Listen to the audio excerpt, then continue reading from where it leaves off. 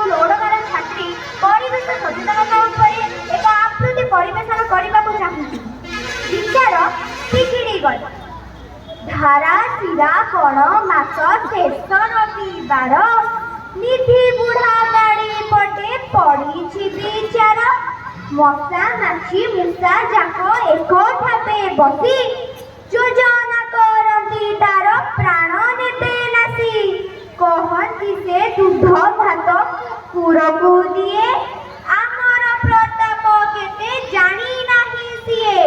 ନିଶକୁ ଭୁଲେଇ ମୂଷା ଦୁଇ ଗୋଡ଼ ଛାଟି କହେ ଆଗ ନିଧିଆର ଚୁଟି ନେବି କାଟି।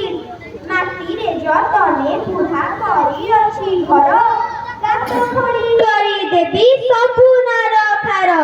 କୋଳଥ ମାଣ୍ଡିଆ ଧାନ ସବୁ ନେବି ଲୁଟି, ଲୁଗା ଜାମା ନଥି ପତ୍ର ଦେବି କାଟି କୁଟି। ପୋଷି ନାହିଁ ବିଲେଇ ସେ କାହାକୁ ବା ଡର, ସାଇତା ପଣିଆ ଏବେ ଛଡ଼ାଇବି ତାର। ମୂଷା କଥା ଶୁଣି ମଶା ଟେକିଲା ତା ମୁଣ୍ଡ, ଆସନରୁ ଉଠି କହେ ଦେଖ ମୋର ଷଣ୍ଢ। ଏଥିରେ ଆଣିବି ବାତ ମ୍ୟାଲେରିଆ ଜ୍ୱର, ଛାଡ଼ିବି ତାର କତରେ ହେବ ହରବର।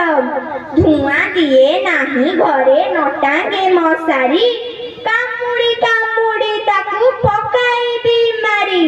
ପଚା ସଢ଼ା ଖାତ ଖମା କେତେ ଅଛି ତାର, ବଂଶ ବଢ଼ାଇବା ତହିଁ ଆସରେ ଥର। ରୋଷେ ଭଣ ଭଣ ହୋଇ ମାଛି କହେ ଶୁଣ, ମହାମାରୀ ହଇଜାର ଅଟେ ମୁଁ ବାହନ।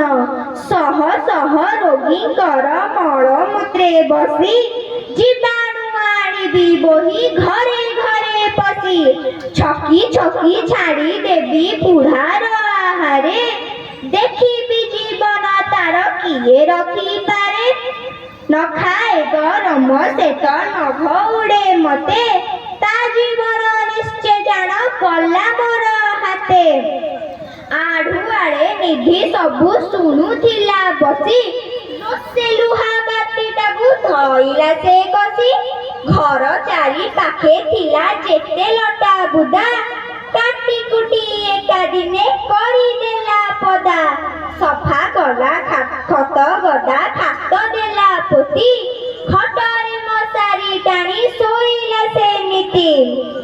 ମାଛି ଘଉଡ଼ାଇ ଖାଦ୍ୟ ଖାଇଲା ଗରମ, ପୋଷିଲା ବିଲେଇ ଏକ ମୂଷାଙ୍କର ଜମ। ମଶା ମୂଷା ମାଛି ଘେନି ସାଙ୍ଗସାଥି ଭାଇ, ଆଶ୍ରୟ ନ ପାଇଗଲେ ବଣକୁ ପଳାଇ, ଆଶ୍ରୟ ନ ପାଇଗଲେ ବଣକୁ ପଳାଇ। ଧନ୍ୟବାଦ। Nibedita Mukherjee, Radhakanta government girls high school Odagaon.